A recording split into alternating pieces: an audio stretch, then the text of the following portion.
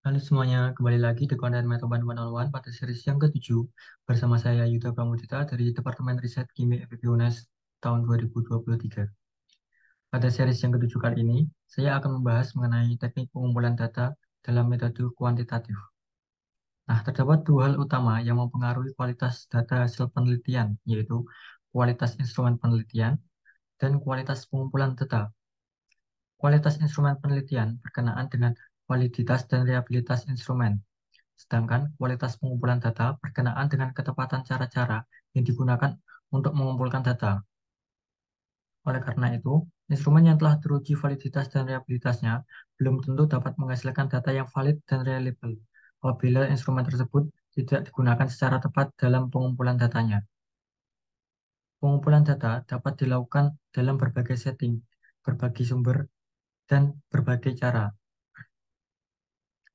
Bila dilihat dari settingnya, data dapat dikumpulkan pada setting alamiah atau natural setting, pada laboratorium dengan menggunakan metode eksperimen, di rumah dengan berbagai responden, serta pada suatu seminar, diskusi, di jalan, dan lain-lain.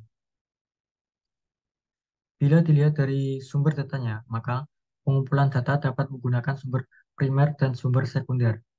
Sumber primer adalah sumber data yang langsung memberikan data kepada pengumpul data, sedangkan sumber sekunder merupakan sumber yang tidak langsung memberikan data kepada pengumpul data, misalnya lewat orang lain atau lewat dokumen.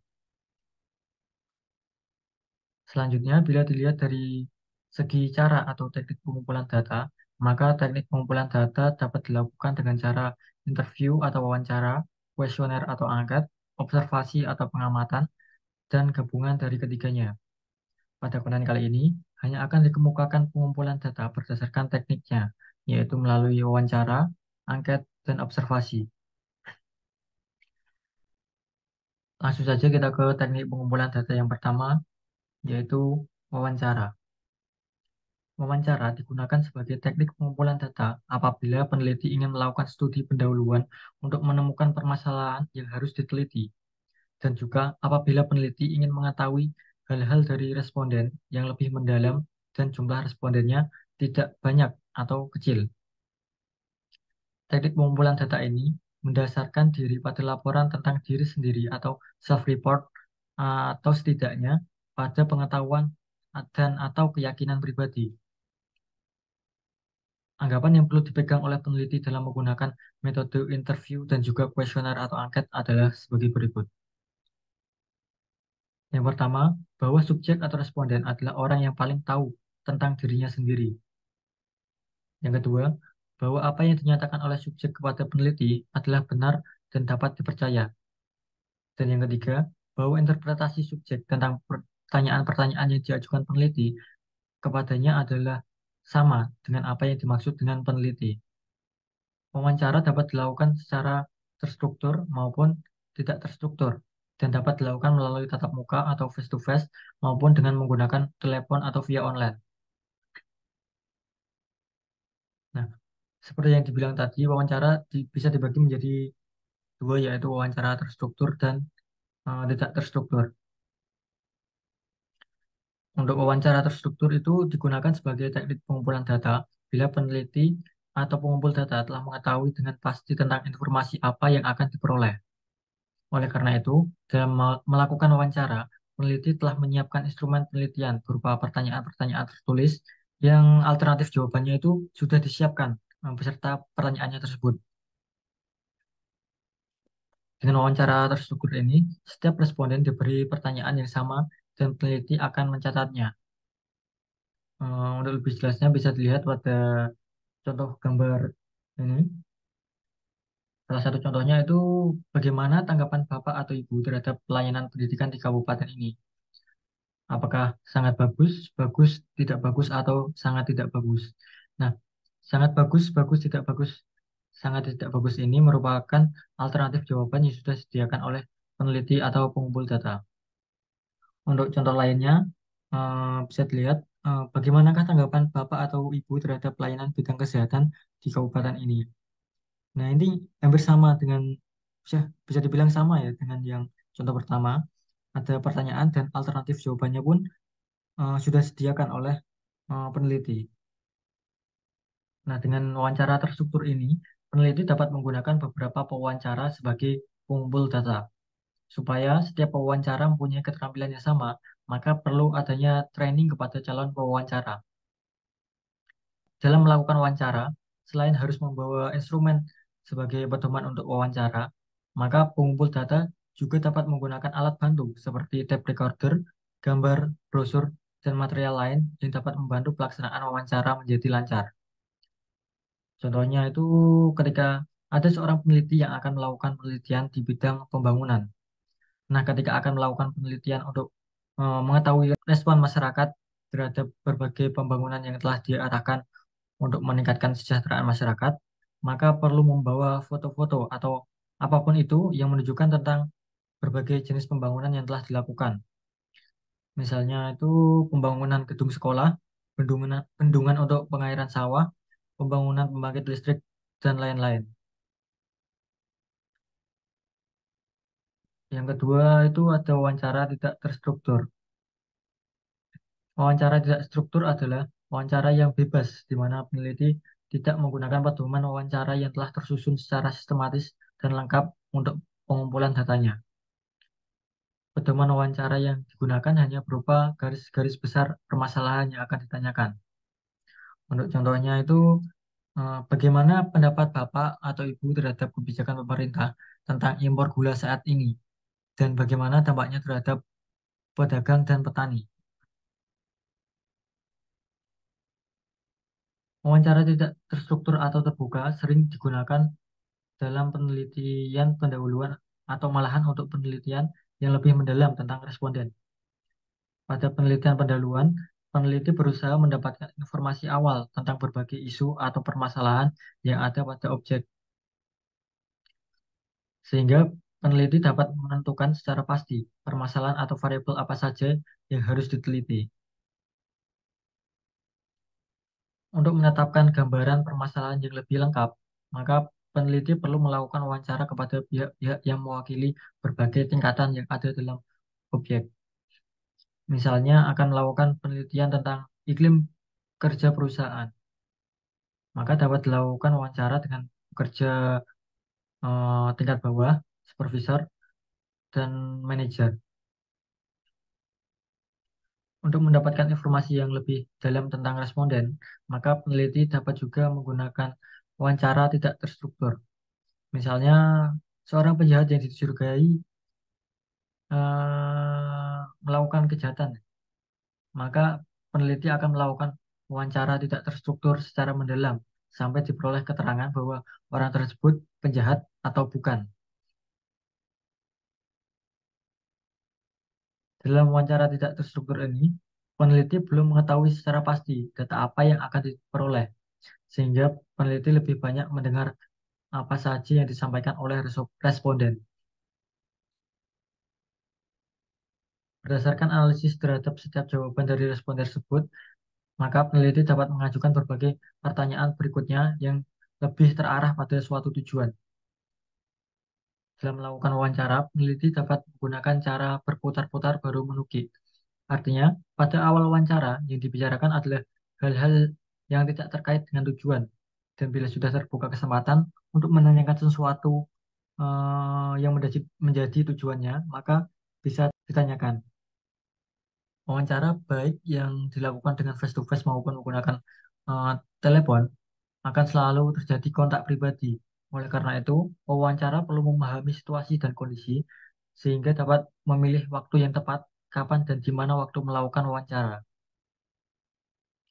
Pada saat responden sedang sibuk bekerja, sedang mempunyai masalah berat, sedang mulai istirahat, sedang tidak sehat, atau sedang marah, maka harus dipertimbangkan untuk melakukan wawancara. Karena jika dipaksakan wawancara dalam kondisi seperti itu, maka akan bisa menghasilkan data yang tidak valid dan tidak akurat. Bila responden yang akan diwawancarai telah ditentukan orangnya, maka sebaiknya sebelum melakukan wawancara, pewawancara meminta waktu terlebih dahulu, kapan dan di mana bisa melakukan wawancara. Sehingga dengan cara yang seperti ini, maka suasana wawancara akan terasa lebih baik sehingga data yang diperoleh pun akan lebih lengkap dan valid. Informasi atau data yang diperoleh dari wawancara itu biasanya sering terjadi bias.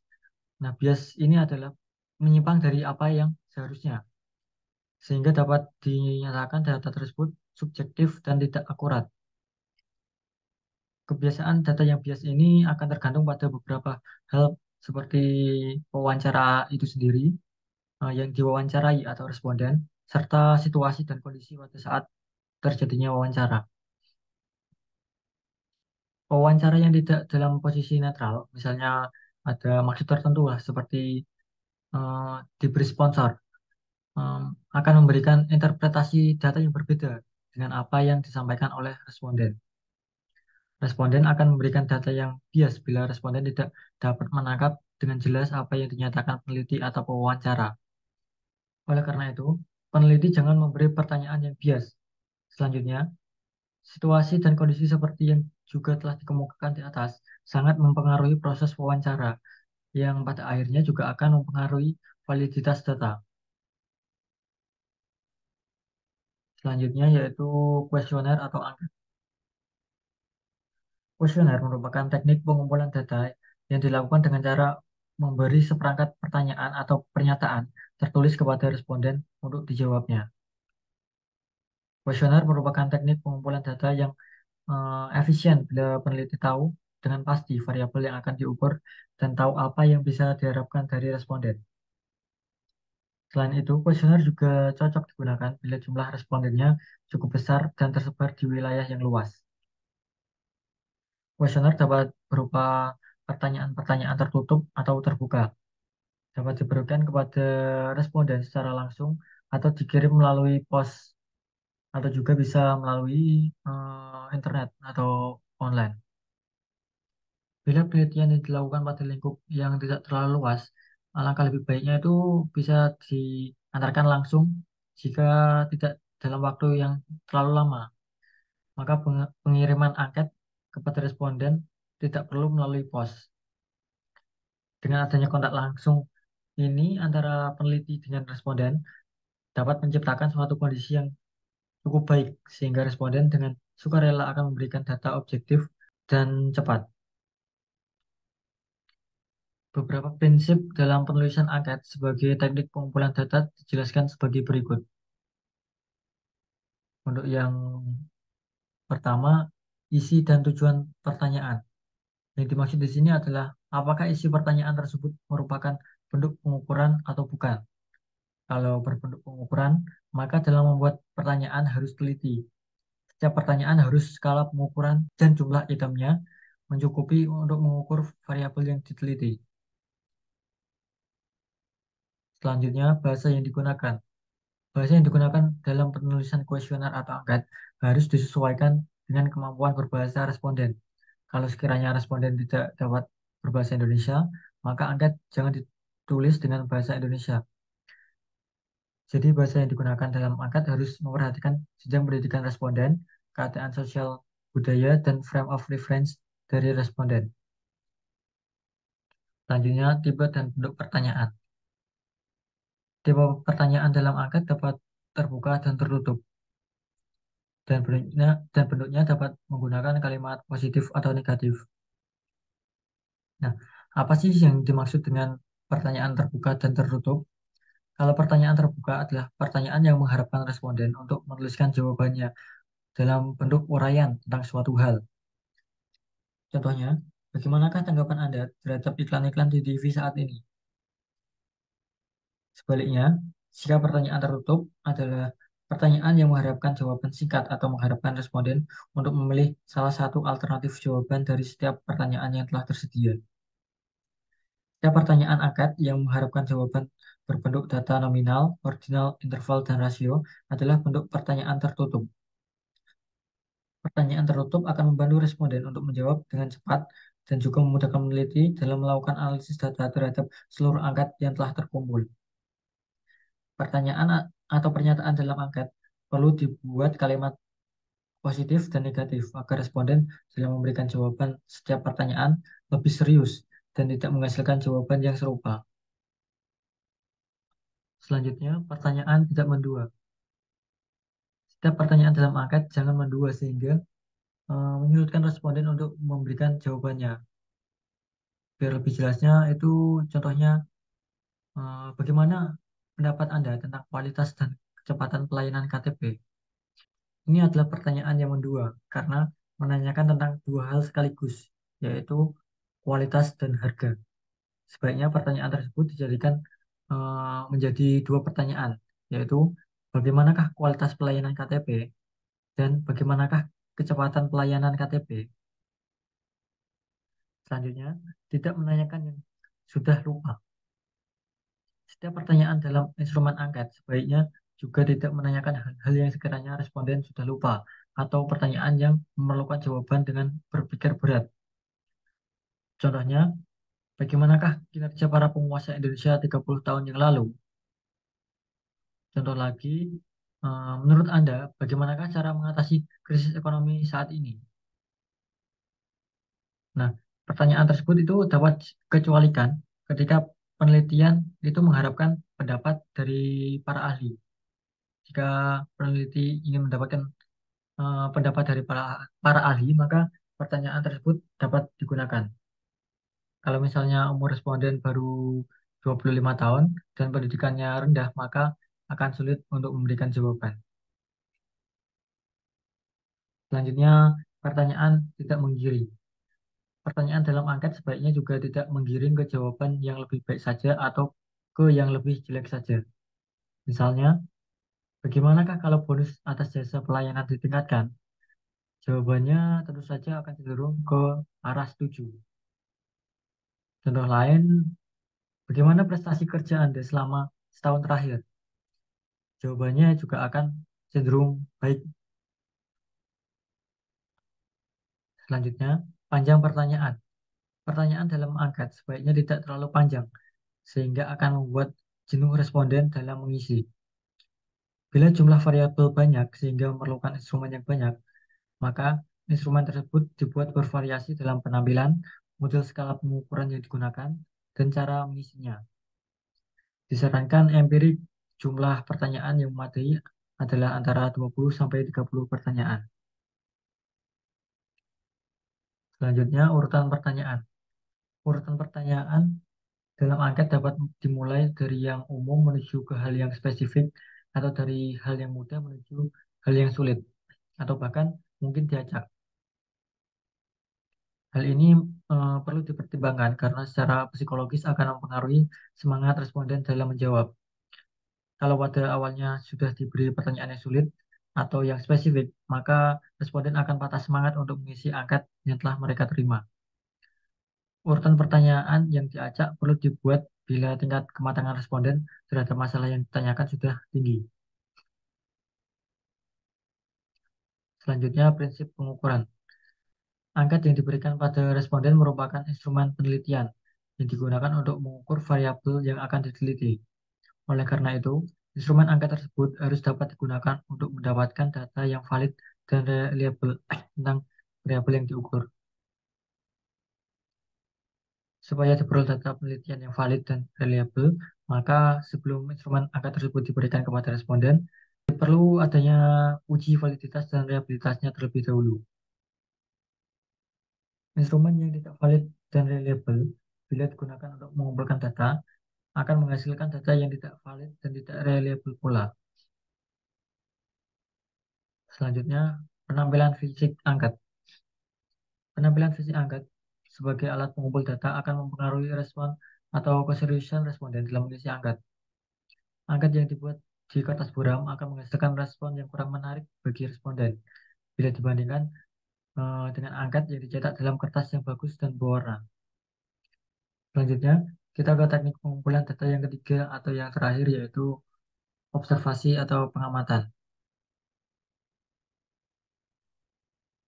Observasi sebagai teknik pengumpulan data mempunyai ciri yang spesifik bila dibandingkan dengan teknik yang lain seperti wawancara dan kuesioner. Kalau wawancara dan kuesioner selalu berkomunikasi dengan orang, maka observasi tidak terbatas pada orang, tetapi juga objek-objek alam yang lain. Teknik pengumpulan data dengan observasi digunakan bila penelitian berkenaan dengan perilaku manusia, proses kerja, gejala-gejala alam, dan bila responden yang diamati tidak terlalu besar. Dari segi proses pelaksanaan pengumpulan data, observasi dapat dibedakan menjadi participan observation atau observasi peran serta dan non-participan observation. Selanjutnya, jika dilihat dari segi instrumentasi, maka observasi dapat dibedakan menjadi observasi terstruktur dan tidak terstruktur. Dari segi pelaksanaannya, seperti yang saya bilang tadi, dibedakan menjadi dua, yaitu observasi partisipan dan non-partisipan. Dalam observasi partisipan, peneliti terlibat dengan kegiatan sehari-hari yang sedang diamati atau yang digunakan sebagai sumber data penelitian. Sambil melakukan pengamatan, peneliti ikut melakukan apa yang dikerjakan oleh sumber data dan ikut merasakan suka dukanya. Dengan observasi partisipan ini, maka data yang diperoleh akan lebih lengkap, tajam, dan sampai mengetahui pada tingkat makna dari setiap perilaku yang nampak. Dalam suatu perusahaan atau organisasi pemerintah misalnya, peneliti dapat berperan sebagai karyawan. Ia dapat mengamati bagaimana perilaku karyawan dalam bekerja, bagaimana semangat kerjanya, bagaimana hubungan satu karyawan dengan karyawan lain, hubungan karyawan dengan supervisor dan pimpinan, keluhan dalam pelaksanaan pekerjaan, dan lain-lain. Yang kedua, observasi non-partisipan. Kalau dalam observasi partisipan, peneliti terlibat langsung dengan aktivitas orang-orang yang sedang diamati. Maka dalam observasi non-partisipan, peneliti tidak terlibat dan hanya sebagai pengamat independen. Pengumpulan data dengan observasi non-partisipan ini tidak akan mendapatkan data yang mendalam dan tidak sampai pada tingkat makna. Yang dimaksud makna ini adalah nilai-nilai di balik perilaku yang tampak, yang terucapkan, dan yang tertulis. Misalnya dalam suatu proses produksi, peneliti dapat mengamati bagaimana mesin-mesin bekerja dalam mengolah bahan baku, komponen mesin mana yang masih bagus dan yang kurang bagus, bagaimana kualitas barang yang dihasilkan, dan bagaimana performance tenaga kerja atau operator mesinnya. Data dari pengamatan tersebut hanya menghasilkan data yang bersifat deskriptif.